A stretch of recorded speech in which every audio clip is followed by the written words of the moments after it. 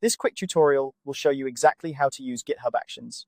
Whether you're new to GitHub or just looking to automate some processes, GitHub Actions can be a powerful tool in your development workflow.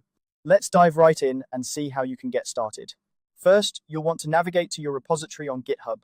If you're not already there, go ahead and log into your GitHub account and select the repository you'd like to work with. Once you're in your repository, take a look at the top horizontal menu bar. You'll notice a tab labeled Actions. Go ahead and click on that. Now, if your repository doesn't have any actions set up yet, you'll see a link inviting you to set up a workflow yourself. If your repository already has some actions, you'll need to click on New Workflow first, and then select Set up a workflow yourself. Either way, these steps will lead you to the same destination, a web-based code editor, courtesy of GitHub, where your adventure with GitHub Actions truly begins.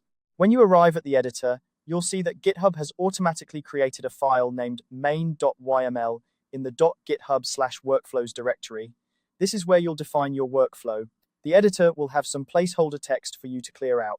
Once you've done that, you'll need to paste in the YAML blueprint that you have prepared. If you haven't already created a YAML file, now is a great time to draft one that suits your project's needs. Feel free to rename your file if you want something more descriptive than main.yml. Once you're satisfied with your setup, it's time to move on to the next step. In the top right corner of the editor, you'll see a green button labeled Commit Changes. Click on that to proceed. You'll be given the option to commit your changes directly. For this setup, we'll commit directly to the main branch. Make sure the option to commit directly to the main branch is selected, and then click Commit Changes. And there you have it. You've just set up your GitHub Actions workflow. This process may seem simple, but it opens up a world of possibilities for automating tasks in your projects.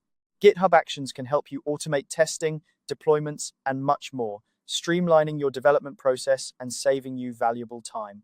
As you become more familiar with GitHub Actions, you'll likely find ways to customize and expand your workflows to better fit your needs. The GitHub Marketplace offers a variety of pre-built actions created by the community that you can incorporate into your own workflows. Thank you for following along in this tutorial. I hope you found it helpful and that you're now ready to start leveraging GitHub Actions in your own projects. If you have any questions or need further assistance, feel free to leave a comment or explore the GitHub documentation for more detailed guidance. Happy coding!